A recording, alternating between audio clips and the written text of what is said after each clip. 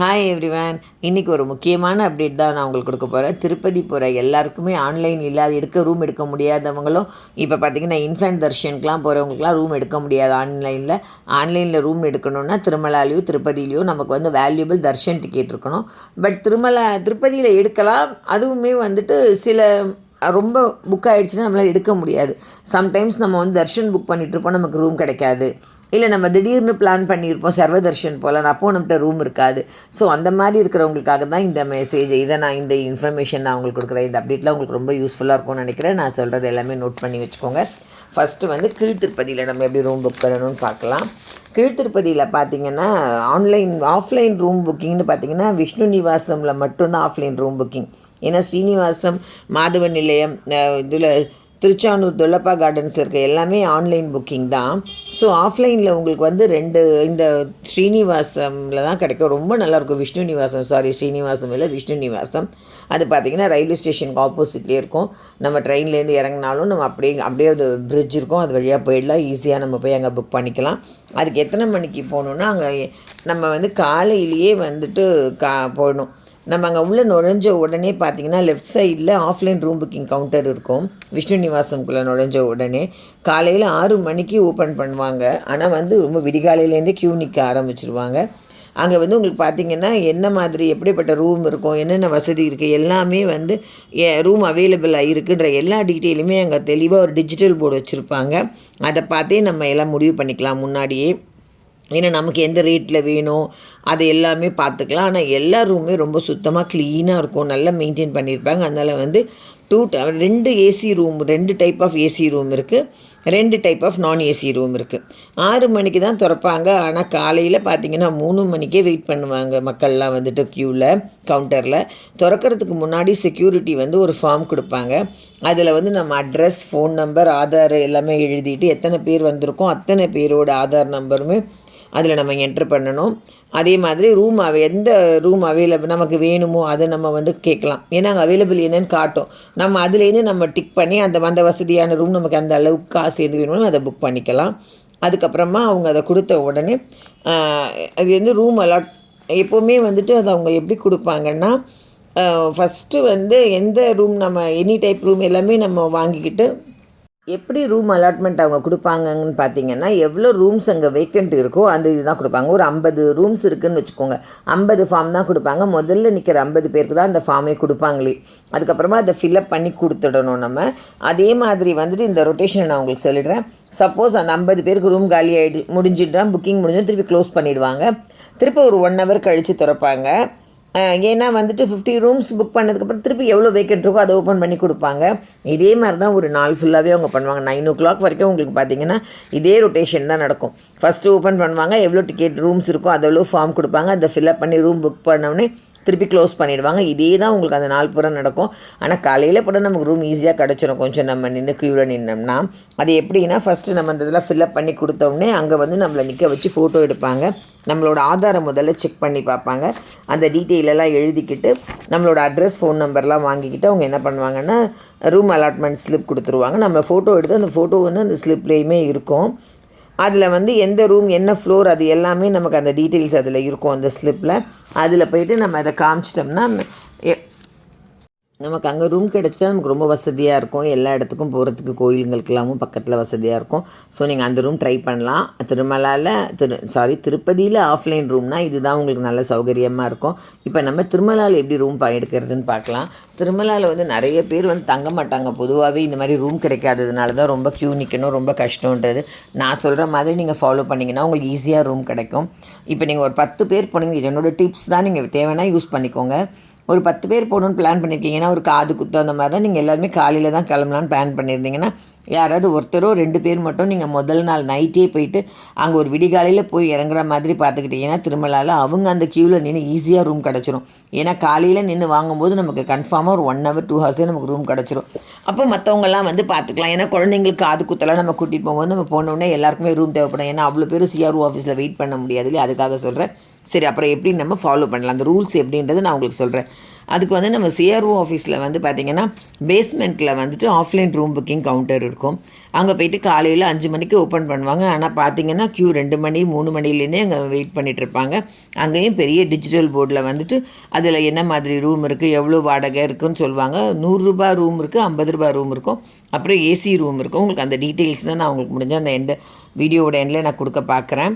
அப்படி இல்லைன்னா நான் உங்களுக்கு வந்து நான் சொல்லிடுறேன் உங்களுக்கு எவ்வளோ ரூபாயில் இருக்குன்ட்டு லாஸ்ட்டாக நான் உங்களுக்கு சொல்லிடுறேன்.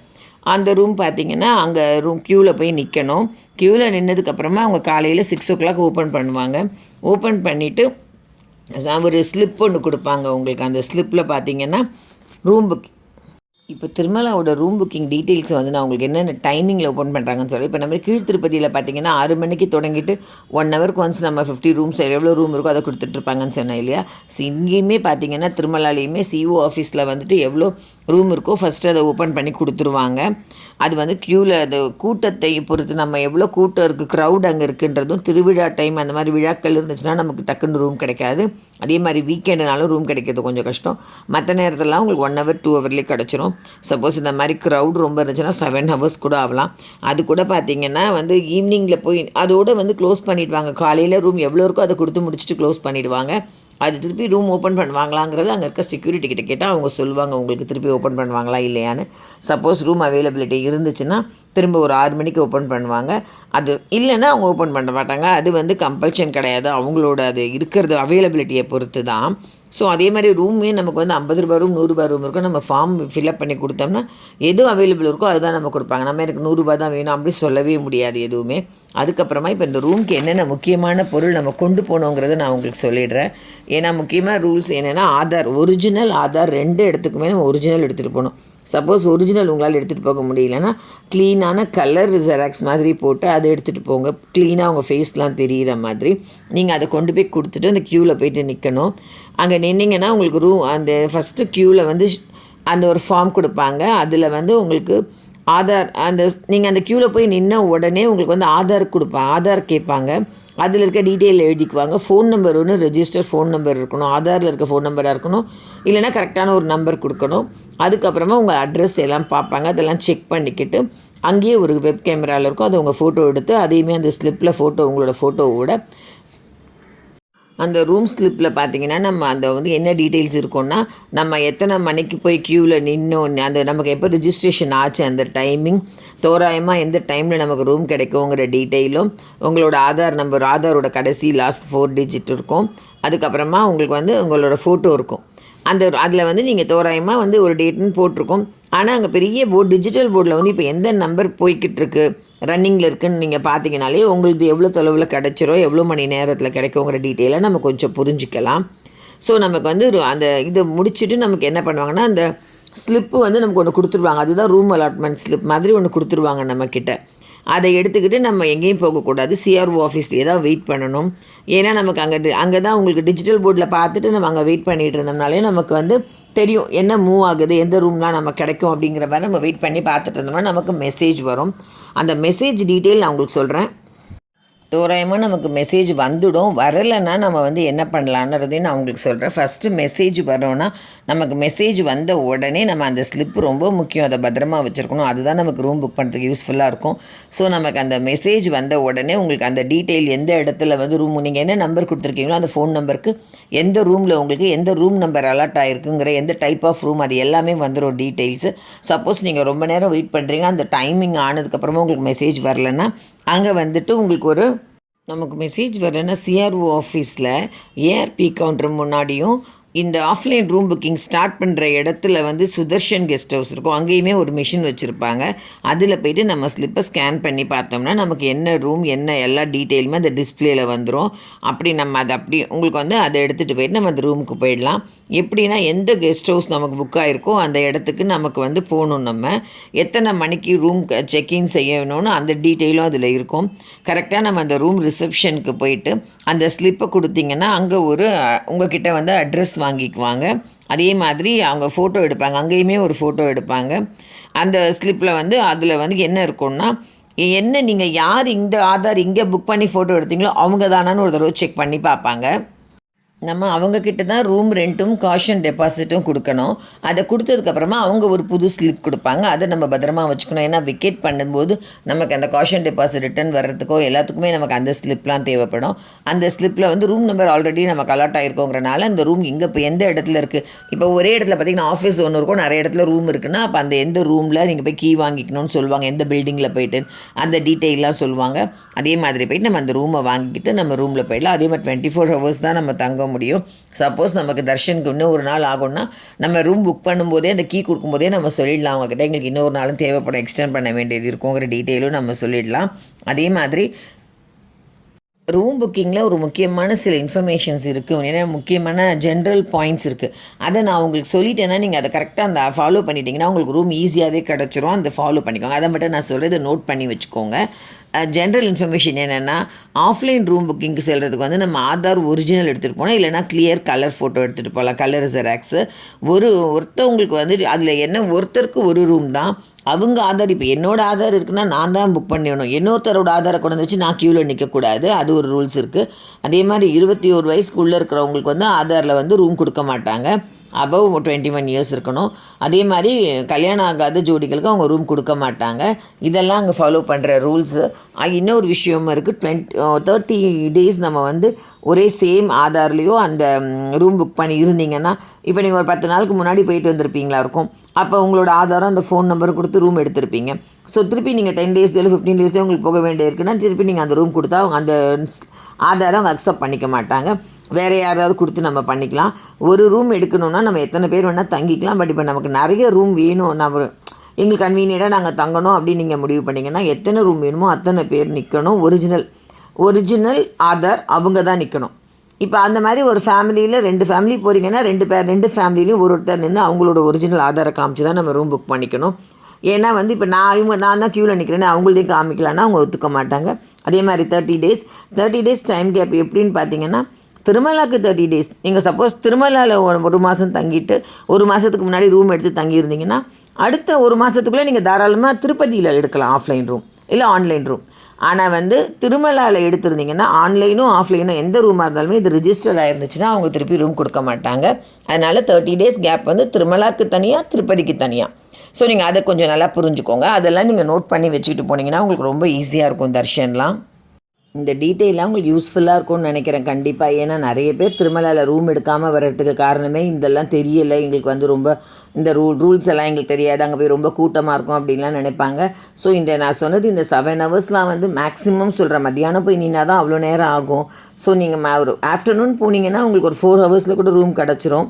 சாதாரணமாக கூட்டம் இல்லாத டைமில், நார்மல் டைமில் நீங்கள் விடிகாலையில் போய் நின்னீங்கன்னா உங்களுக்கு ஒரு 1 hour 2 hourல கண்டிப்பாக ரூம் கிடச்சிடும் திருமலாலேயே. ஸோ நீங்கள் எல்லாருமே ட்ரை பண்ணி பாருங்கள். தங்கணும்னு ஆசைப்படுறவங்களாம் தாராளமாக அங்கே போய் தங்கிட்டு வந்தால் உங்களுக்கு ரொம்ப திருப்தியாக இருக்கும். அந்த மலை மேலே அந்த ஒரு சாமிங்களோட அந்த எப்போவுமே அந்த மைக்கில் சாமி பாட்டு கேட்டுகிட்டே இருக்கும். அது நமக்கு எப்போவுமே காதில் ஃபுல்லாக எங்கே இருந்தாலும் எந்த ரூமுக்குமே அது ஒழிச்சிட்டு தான் இருக்கும். நம்ம அது ரொம்ப ரொம்ப நல்ல ஒரு அனுபவமாக இருக்கும். நீங்களும் அதை ஃபீல் பண்ணுங்கள். இப்போ வேணும்னா நான் உங்களுக்கு திருப்பதியில் இருக்க ரூம் டீட்டெயில்ஸ் நான் உங்களுக்கு ரேட்லாம் சும்மா சொல்லிடுறேன். அதை வச்சு உங்களுக்கு யூஸ்ஃபுல்லாக இருக்குமான்னு அதேமாரி நீங்கள் அதை நோட் பண்ணி வச்சுக்கோங்க. எப்படின்னா வந்துட்டு ஏசி ரூம் ஒன்று இருக்குது. ஒரு ஏசி, ஒரு டபுள் காட் இருக்கும். அதில் attach rest room and bathroom இருக்கும். அது பார்த்திங்கன்னா ஜிஎஸ்டி எல்லாமே சேர்த்து டோட்டலாக வந்து 900க்கு வரும். Caution deposit 901. டோட்டலாக நம்ம பே பண்ண வேண்டியது 1801 நம்ம ஒரு ரூமுக்கு பே பண்ணணும். அந்த மாதிரி ஒரு ரூம் இருக்குது ஏசியில். இன்னொரு ரூம் இருக்குது. அது பார்த்திங்கன்னா 2 AC rooms, double God bedroom. அது பார்த்திங்கன்னா அப்படியே இது சூட் ரூம் மாதிரி இருக்கும். அதுக்கு பார்த்திங்கன்னா 1340. சூட் ரூமான்னு தெரியல, எனக்கு சரியாக தெரியல அது எப்படி இருக்கும். நாங்கள் ஒரு தடவை சூட் ரூம் தங்கணும், பட் எனக்கு அதோட டீட்டெயில் தெரியல. அதை மாதிரி ரெண்ட் பார்த்திங்கன்னா அதுக்கு 1500. அதுக்கு நீங்கள் கட்ட வேண்டியது காஷன் டெபாசிட் சேர்த்து 3001 கட்டினீங்க, அது கட்டணும். இந்த மாதிரி நான் ஏசி ரூமு திருப்பதியில் வந்து ஏசி ரூம் எடுத்தால் உங்களுக்கு நல்லாயிருக்கும். ஏன்னா அங்கேயுமே நம்ம வெயில் தான் இருக்கும் நல்லா. அதனால் நான் ஏசி ரூம் வேணும்னா 500 ரூம் ரெண்ட்டு. உங்களுக்கு பார்த்திங்கன்னா அந்த இது ஜிஎஸ்டி அதெல்லாம் அது போடுவாங்கள்ல, எஸ்ஜிஎஸ்டின்னு போடுறாங்க, சிஜிஎஸ்டி. அதுக்கு வந்து 60 rupees வருது, 560 அந்த ரூமுக்கு. அதே மாதிரி இன்னொரு ரூம் இருக்குது அதே மாதிரி, அது வந்து 304. அதுக்கு அந்த இதெல்லாம் ஜிஎஸ்டி அது மாதிரிலாம் போட்டிங்கன்னா 340 வருது. ஸோ அந்த மாதிரி ரூம்ஸ் தான் உங்களுக்கு விஷ்ணு நிவாசமில் இருக்குது. சப்போஸ் திருப்பதியில் உங்களுக்கு ரூம் வேணும்னா திருப்பதியிலையுமே 2 டைப் ஆஃப் ரூம்ஸ் தான். நான் ஏசி ரூம் வந்து 50 ருபீஸ், 100 ருபீஸ். அது நம்ம எதுன்னு நம்ம சொல்ல முடியாது. கேட்டகரி ஏன்னு போட்டோம்னா எது அவைலபிள் இருக்கோ அதுதான் நம்ம கொடுப்பாங்க. ரெண்டுமே நல்லா தான் இருக்கும், உங்களுக்கு ஓரளவு சௌகரியமாக தான் இருக்கும். அதே மாதிரி ஏசி ரூம் டைப் நீங்கள் வந்து பி போட்டிங்கன்னா, கேட்டகிரி பி போட்டிங்கன்னா டைப் 1ல் வந்துட்டு 999க்கு ஒரு ரூம் இருக்குது. அது காஷன் டெபாசிட் 1000. இன்னொரு ரூம் பார்த்திங்கன்னா உங்களுக்கு 1700 ரெண்ட்டு. அது நீங்கள் அந்த ரூம் எடுத்துக்கலாம். 2 டைப். அதுவுமே நீங்கள் எதுவும் மென்ஷன் பண்ண முடியாது, இந்த ரூம் வேணும் அந்த ரூம். அதுவே அவங்களும் எது வேக்கெண்ட் இருக்கோ அதான் அலாட் பண்ணுவாங்க. ஸோ இந்த இன்ஃபர்மேஷன் தான் உங்களுக்கு ரொம்ப யூஸ்ஃபுல்லாக இருந்திருக்கும்னு நினைக்கிறேன். இந்த இன்ஃபர்மேஷனை வச்சு நீங்கள் யாராவது ஒருத்தர் 2 பேர் ரூம் எடுத்தாங்கன்னா கூட எனக்கு ரொம்ப சந்தோஷம். நீங்கள் நியூ சப்ஸ்கிரைபராக இருந்தால் சப்ஸ்கிரைப் பண்ணிக்கோங்க. திருப்பதி அப்டேட்ஸ் தான் உங்களுக்கு என்னென்ன தேவை தெரியணும், ஏதாச்சும் டீட்டெயில்ஸ் உங்களுக்கு தெரியணுனால எனக்கு சொன்னீங்கன்னா, மெசேஜ் பண்ணிங்கன்னா அந்த டீட்டெயில் நான் உங்களுக்கு நெக்ஸ்ட் வீக் கொடுப்பேன். நான் எவ்ரி வீக் தேர்ஸ்டே பார்த்தீங்கன்னா உங்களுக்கு திருப்பதி அப்டேட்ஸ் கொடுப்பேன். சண்டே வந்து குக்கிங்கோட டீட்டெயில்ஸ், குக்கிங் 3-in-1 குக்கிங் அந்த மாதிரி போடுவேன். டெய்லி வந்து நான் கிராஃப்டோட ஷார்ட்ஸ்லாம் போடுறேன், பாருங்கள் என்னோடய சேனலில். ஓல்டு சப்ஸ்கிரைபராக இருந்தீங்கன்னா உங்கள் ஃப்ரெண்ட்ஸ்க்கெலாம் சொல்லுங்கள், இன்ஃபர்மேஷன் இது ரொம்ப யூஸ்ஃபுல்லாக இருக்கும், அவங்களுக்குமே இந்த மெசேஜ் அனுப்புங்க, லிங்க்கை.